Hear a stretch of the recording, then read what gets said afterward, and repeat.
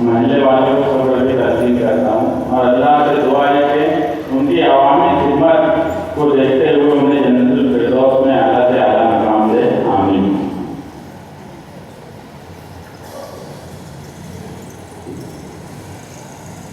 اب میں شہر مالیگاؤں کے کافی جنرل جناب آصف علی رشید صاحب سے گزارش کروں گا تو تشریف لائیں اور اپنے خیالات کا اظہار کریں۔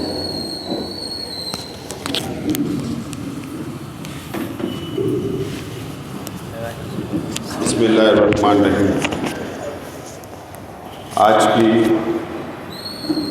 تعزیتی نشست کے صدر محترم عبدالصمد صاحب، سید مسلم صاحب کے برادر، تمامی بھائی، تمامی بچے، رشتہ دار، دوست احباب، تعزیتی نشست میں آج جو باتیں ہم لوگوں کو سننے ملی سید مسلم صاحب کے تعلق سے، محلے کے ذمہ داران نے ان کی خوبی، ان کے اچھے کاموں کی یہاں پر تعریف کی۔ اچھے کام کی تعریف ہونا ہی چاہیے۔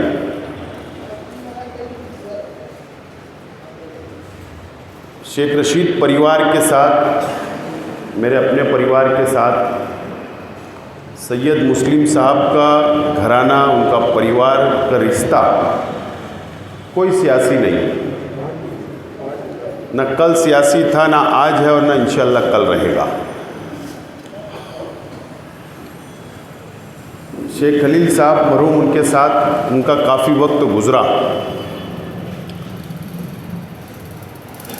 سیاسی طور پر مرحوم شیخ رشید صاحب کا ایک بہت بڑا وقت سید مسلم صاحب نے ساتھ گزارا۔ اب مجھے یاد ہے کہ شیخ رشید صاحب جب بھی سفر پہ جایا کرتے تھے، جب بھی ان کو باہر سفر کے اوپر جانا رہتا تھا، تو اگر چند ساتھی ان کی گاڑی کے اندر ہوا کرتے تھے تو ضرور وہ سید مسلم صاحب کو فون کر کے بلایا کرتے تھے کہ ہم کو سفر پہ جانا ہے۔ اور ہمیشہ ایک مرتبہ نہیں، کئی مرتبہ میں نے خود دیکھا، اور سید مسلم صاحب کے اندر وہ خوبی میں نے دیکھا کہ وہ چاہے بچے کے ساتھ بیٹھیں گے تو وہ ان سے فوراً لگتے ہی نہیں تھے کہ ان سے دوستی کیسے کی جائے، فوراً دوستی کر لیا کرتے تھے، ان کی طرح باتیں کرنے لگ جایا کرتے تھے، ہنسی مذاق کرنے لگ جایا کرتے تھے۔ اگر ہمارے جیسے لوگوں کے ساتھ بیٹھتے تھے تو ویسی باتیں ہماری ہنسی مذاق کی شروع ہو جاتی، اور پھر میرے والد اور ان کے بڑے عمروں کے لوگوں کے ساتھ بیٹھتے تھے تو ویسی باتیں وہ ہمیشہ کیا کرتے تھے۔ یعنی وہ جہاں پر ان کو جس جگہ پر بھیجا جائے، جس جگہ سے بیٹھا کیا جائے، وہ ان کے رنگ میں رنگ جاتے تھے۔ یہ خوبی میں نے ان کے اندر دیکھا۔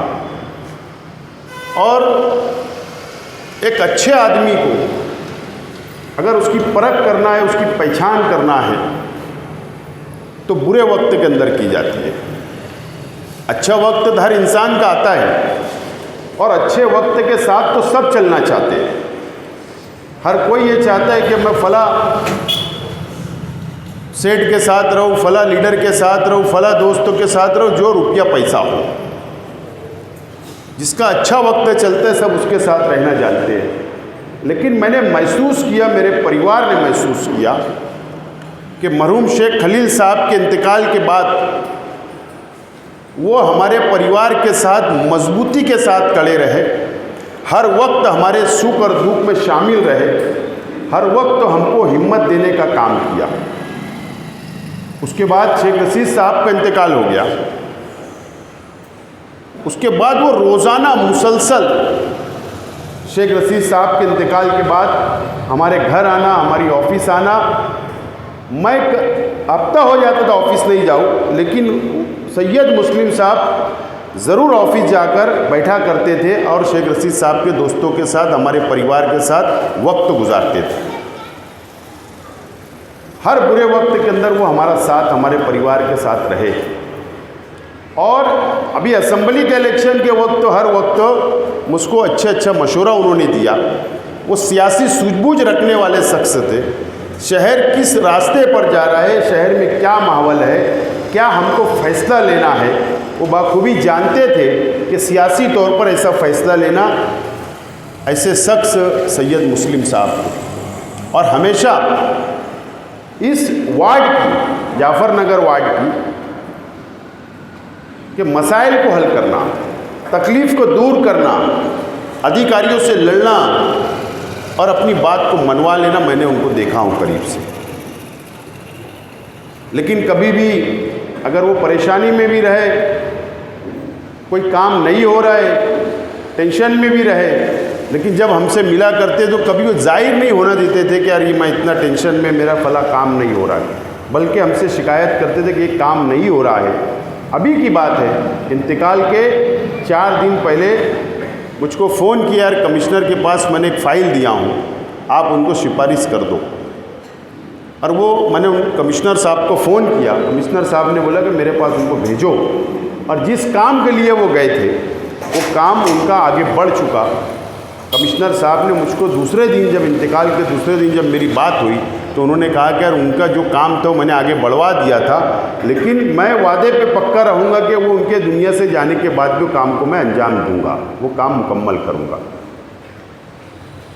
میں آج پریوار کو اس بات کا یقین دلاتا ہوں، ان کے بھائی، ان کے رشتہ دار، ان کے بچوں کو اور ان کے دوست احباب کو اس بات کا میں یقین دلاتا ہوں کہ سید مسلم صاحب دنیا سے چلے گئے، لیکن آپ اکیلا اپنے آپ کو محسوس مت کریے، اکیلا مت سمجھیے، ہم آپ کے ساتھ ہیں، ہر وقت کے اندر ہم آپ کے ساتھ رہیں گے، آپ کے شانہ بسانہ کھڑے رہیں گے، اور آپ کے پریوار کے ساتھ انشاءاللہ جب تک زندگی رہیں گی ہم لوگ کھڑے رہنے کی پوری کوشش کریں گے، اس بات کا میں یقین دلاتا ہوں۔ اور اللہ تعالیٰ سے دعا کرتا ہوں اللہ تعالیٰ سید مسلم صاحب کی مغفرت کرے، جنت الفردوس میں اعلیٰ سے اعلیٰ مقام عطا کرے۔ اس دعاؤں کے ساتھ میری بات کو ختم کروں۔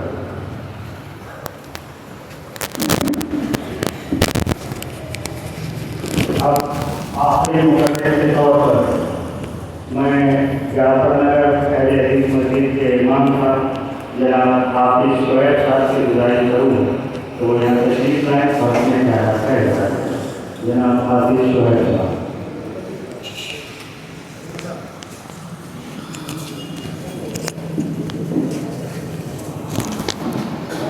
بسم اللہ الرحمن الرحیم، الحمدللہ رب العالمین، والصلاة والسلام علی اشرف الانبیاء والمرسلین نبینا محمد وعلی آلہ وصحبہ اجمعین، اما بعد۔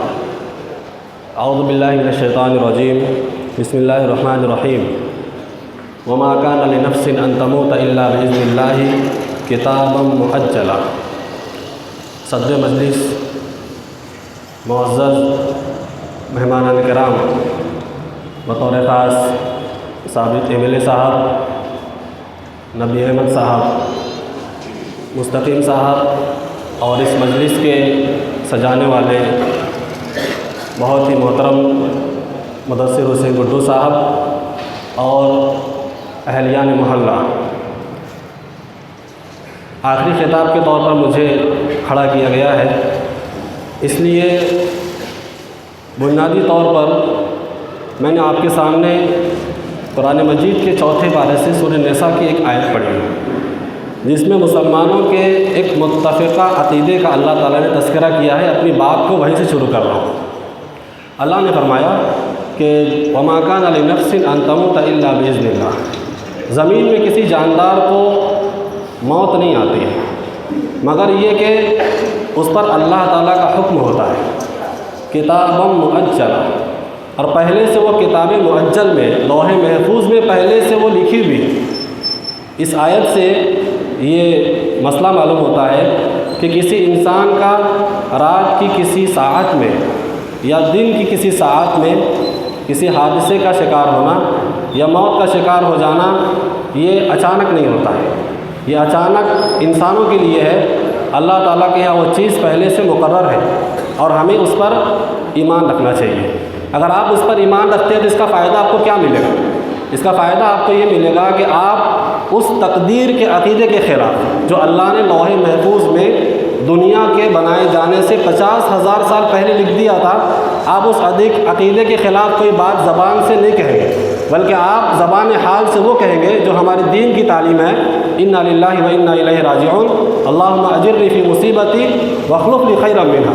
آدمی کے زبان سے یہ الفاظ ادا ہوتے ہیں۔ اس بات کو جان لینے کے بعد آگے بڑھتے ہیں۔ سید مسلم سید عیسیٰ رحمہ اللہ کی خدمت کے اور آپ کی زندگی کے بہت سارے پہلوؤں پر آپ نے مقرری سے سنا۔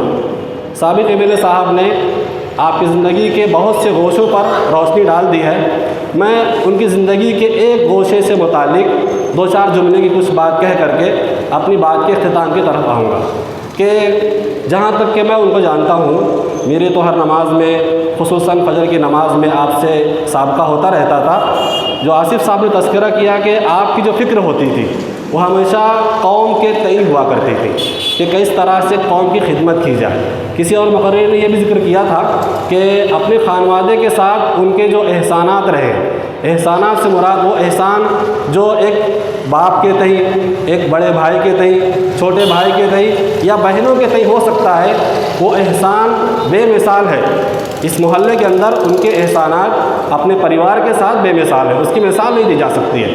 اسی چیز کو ہمیں اپنی زندگی میں نافذ کرنا چاہیے۔ کوئی انسان جب گزر جاتا ہے، دنیا چھوڑ کر چلا جاتا ہے، تو اس کے کچھ نقش پا ہوتے ہیں، اچھے قدم ہوتے ہیں، اور جو لوگ بعد میں آتے ہیں ان کو اس نقش پا کو اختیار کرنا چاہیے۔ اور ان کی جو سماجی خدمت گزاری تھی، خدمت کا جو جذبہ تھا، جو شوق تھا، وہ بالکل ہمارے یہاں نمایاں اور بالکل واضح ہے۔ اور اللہ تبارک و تعالیٰ نے انسانوں کو ان کی حیثیت کے مطابق، ان کی صلاحیت کے مطابق، ان کے شوق اور ان کے جذبے کے مطابق اللہ نے اس بات کا مکلف کیا ہے کہ وہ لوگوں کے لیے مفید بنے۔ وَأَحْسِنُوا إِنَّ اللَّهَ يُحِبُّ الْمُحْسِنِينَ۔ سورہ بقرہ کی آیت ہے کہ تم لوگوں کے ساتھ احسان کرو۔ یہاں پر اس آیت کریمہ میں جس اسلوب میں اللہ تعالیٰ نے اس آیت کو نازل کیا، بیان کیا ہے، وہ اسلوب امر کا اسلوب ہے کہ وَأَحْسِنُوا، تم احسان کرو، یعنی کہ احسان کا کرنا لوگوں کے ساتھ حسب موقع یہ واجب اور فرض کے درجے میں۔ کوئی مسلمان ایسا ہو سکتا ہے جو مشکل میں پھنس جائے، آپ کو بلاتا ہے کہ مشکل میں میری مدد کرو، تو اس کی مدد کرنا آپ کے لیے واجب ہے۔ کوئی مسلمان ایسا ہے جو کسی کام سے آپ کے لیے مشورہ کرتا ہے آپ سے، اس کو اچھا مشورہ دینا آپ کے لیے لازم ہے۔ تو اس طرح کی ہماری جو تعلیمات ہے، جو دین اسلام کی تعلیم ہے کہ انسان سماجی اعتبار سے، محلے کے اعتبار سے، گھر کے اعتبار سے، سیاسی اعتبار سے، شہری اعتبار سے آدمی اپنی قوم کا اور اپنے لوگوں کا خادم بن کر رہے اور خدمت گزار والی زندگی گزارے۔ اللہ کے نبی صلی اللہ علیہ وسلم کی صحیح حدیث ہے، آپ نے فرمایا کہ میری اس مسجد میں، آپ نے اشارہ کیا مسجد نبوی کی طرف، اور کہا کہ میری اس مسجد کے اندر 40 سال، بعض روایتوں میں 40 دن ہے، 40 دن یا 40 سال اعتکاف کرنا، یہ میرے نزدیک اس بات سے بہتر ہے کہ میں اپنے کسی مسلمان بھائی کے کام آ جاؤں۔ تو فرائض سے تو کبھی آدمی کو چھٹکارا نہیں ہے، فرائض اب تو ہر حال میں ادا کرنا ہے، لیکن جب نوافل کی بات آئے گی تو نوافل کے مقابلے میں لوگوں کی خدمت گزاری کرنا یہ عظیم الشان نیکی ہے۔ اللہ کے نبی نے فرمایا کہ من احب ان یبسط لہ فی رزقہ او ینسأ لہ فی رزقہ، تو جو آدمی یہ چاہتا ہے کہ اس کی عمر میں اور اس کی روزی میں برکت دی جائے، اس کو بڑھا دیا جائے، تو اس کو چاہیے کہ فلیصل رحمہ، اپنے لوگوں کے ساتھ احسان کرے، حسن سلوک کرے۔ یہ حسن سلوک گھر والوں کے ساتھ بھی ہو، محلے والوں کے ساتھ بھی ہو، اور پڑوسیوں کے ساتھ بھی ہو، اور دیگر شہر والوں کے ساتھ بھی ہو۔ مسلم صاحب کی جو شخصیت تھی اس معنی میں بالکل بے مثال تھی، اور آپ نے ایک ایسی زندگی گزاری ہے جو بالکل لوگوں کے لیے نمونے کے طور پر ہے، خصوصاً اہلیان جعفر نگر کے لیے خدمت گزاری کا جو جذبہ تھا، آپ کے اہل خانہ سے ہم یہی درخواست کریں گے کہ آپ ان کے اس نقش پا کو اختیار کریں۔ جہاں تک کہ تعزیتی کلمات کی بات ہے تو یہ مسنون ہے کہ ہم ان کے گھر جا کر کے تعزیت کریں۔ الحمدللہ میں ان کے گھر گیا تھا، خواتین سے بھی اور بچوں سے بھی بہت مفصل میں نے گفتگو کی ہے، میت کے متعلق سارے احکامات کا تذکرہ کر دیا ہے، اور جو اسلامی صبر کی تلقین ہے وہ بھی الحمدللہ ہو چکی ہے۔ ہم اس موقع پر اخیر میں صدر محترم اور ہمارے جو مہمانان ہیں ان کے شکریہ کے ساتھ ہم اپنی بات کا اختتام کریں گے۔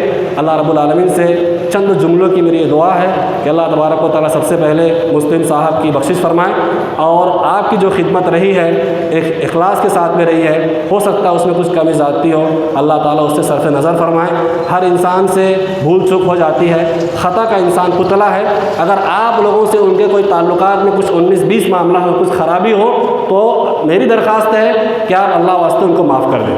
وہ اللہ تعالیٰ کے جوار میں چلے گئے, اللہ تعالیٰ ان کو اپنے جوار رحمت میں جگہ عطا فرمائے. ان کے جو اہل خانہ یہاں موجود ہیں اور جو گھر پر ہیں, بیوہ ہے اور جو دیگر متعلقین بہنیں ہیں, دیگر رشتہ دار ہیں, اللہ رب العالمین سب کو صبر کی توفیق عطا فرمائے. اور اس مصیبت میں ہم اپنے لیے اور ان کے اہل خانہ کے لیے اللہ رب العالمین سے اجر کے طلبگار ہیں. اللہ تعالیٰ ہمیں اجر سے محروم نہ کرے. ہمیں ان کی جدائی کا جو دکھ ہے, جو غم ہے, وہ قابل بیان نہیں ہے. اللہ تبارک و تعالیٰ ہمیں اجر سے نوازے. وصلی اللہ علیہ نبینا محمد وعلی آلہ وصحبہ اجمعین. سبحان ربک رب العزۃ عما یصفون وسلام علی المرسلین والحمد للہ.